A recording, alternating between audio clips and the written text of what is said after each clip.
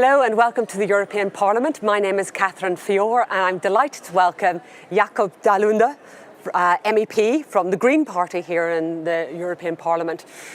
Jakob, only a few more days to go before your general election.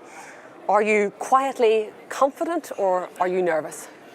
In the polls, it looks like the Greens will do an okay result, and it also looks like the coalition of progressive parties will be bigger than the traditional conservatives, which I'm optimistic for.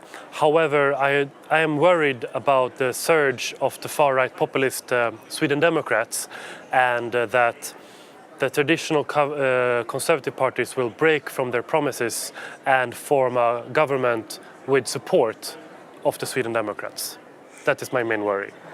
So that, in a way, takes us to what are the main issues of this election? There's been a lot of speculation outside Sweden that migration is dominating the discussion. Is that true, or are other issues, national issues such as health and the environment, also playing a role? Well, the economy of Sweden is doing very well. Mm-hmm. The labor market is also pretty well functioning, so those issues have not really dominated the election, but rather migration and law and order. However, during the past month, since the many forest fires during the summer, actually climate change has surged, and just yesterday there was a poll saying that that's the #1 agenda of the Swedish people today. That is, in a sense, good news for you, but it also makes the case that these are the sort of issues that go beyond your borders. Is Europe as a whole playing a part in this discussion nationally in the same way as it does, say, in other countries like the UK or Poland? I think in Sweden, as in many countries, people perceive that climate change is a global issue and needs to be dealt with on a higher level, not only the national level. And that is one of the reasons that I ran for the European Parliament, to be an MEP, to deal with those issues on the European stage. Mm-hmm. And Sweden was obviously one of the countries that took in a lot of refugees during this crisis. In relation to the refugees, is the perception that they are a burden and something to be feared, or what is the overall consensus within Sweden, would you say? I think during the fall of 2015, when roughly 100,000 people came to Sweden, and which is a lot for such a small country, there was some practical or logistical challenges to deal with to make sure that people had accommodation and had the opportunity of a fair trial, whether they have the right to asylum or not. However, what lingered after that, when we dealt with those issues, and actually today we managed it quite well after that hurdle, what lingers is a sense that I think actually estimates the challenges that we face. And I do think that we underestimate the benefits of people coming and being part of the labor market. In many sectors of the Swedish economy, there's actually a lack of workers. In the healthcare sector, for example, in the IT sector, and also in the food sector. We need more people to come to Sweden. So I think even though there was some challenges initially, I think migration to Sweden has overall been a benefit. Germany, Sweden, they really, the two countries that stepped up to the plate, stepped up to the challenge.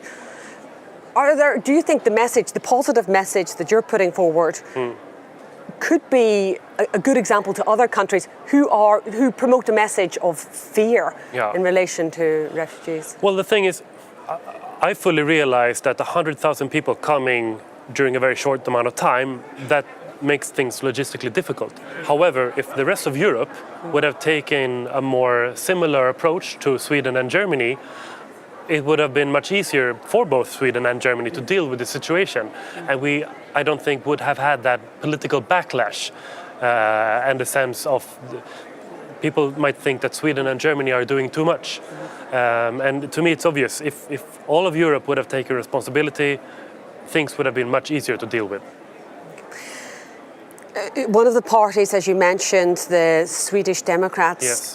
are very anti-Europe. Yes. They're part of the European and Conservative and Reform Group, which includes British Conservatives who are chosen Brexit. Do you see any appetite for Swexit in Sweden? Well, I actually do think that they're trying to downplay their Swexit plans. They used to run on it a bit before, but now in this election they barely talked about it at all. Because I do think that Brexit has proven to be a very good counter-argument, because the rest of Europe is seeing what a big failure and almost catastrophe Brexit will be for UK. So I don't think that there's any appetite for that political message today in Sweden. And Sweden, you're not a member of the euro. I mean, does that even come into the discussion? I don't think any party is proposing your Actually, the Liberal Party is in favor and still in favor of adopting the euro. And actually, they try to talk about it a bit. But I would have to say that Sweden has benefited a lot from not having the euro and been able to have its own monetary policy. And it's one of the reasons that the Swedish economy is doing very well right now. So you'll be going back. I imagine that you'll be on the doorstep in Stockholm the next few days. Yes. What is the first message that you will be bringing to the voters?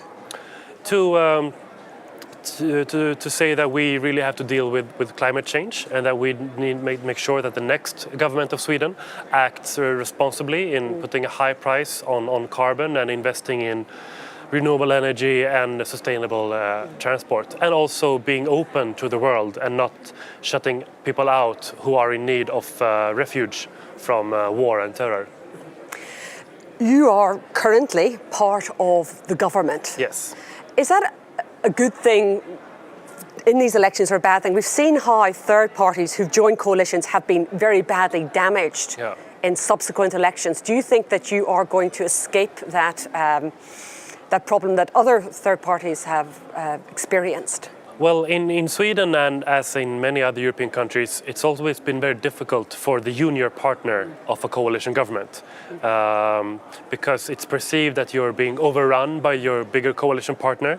And oftentimes, I mean, I think there is some merit to the bigger coalition partner to get their way through more often than the junior partner, but it's difficult to be perceived as a political winner. So both the previous conservative government that had many junior political parties, they all suffered, and also we have suffered by the perception that we don't get our will through. And are you able to point to important victories during this current mandate where having a green minister has made a difference? Yes, I'm very proud of the differences that we have made, especially on environment and climate.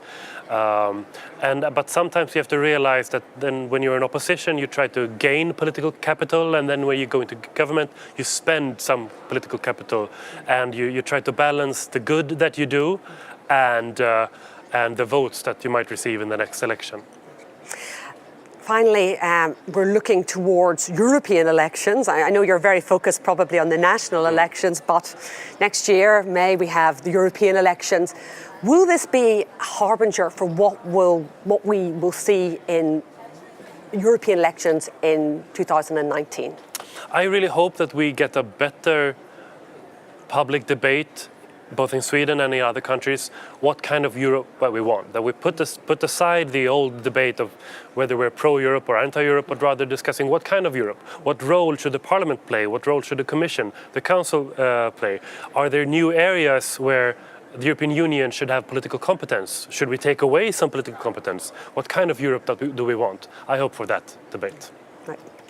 Jakob Dalunde, best of luck and thank you very much.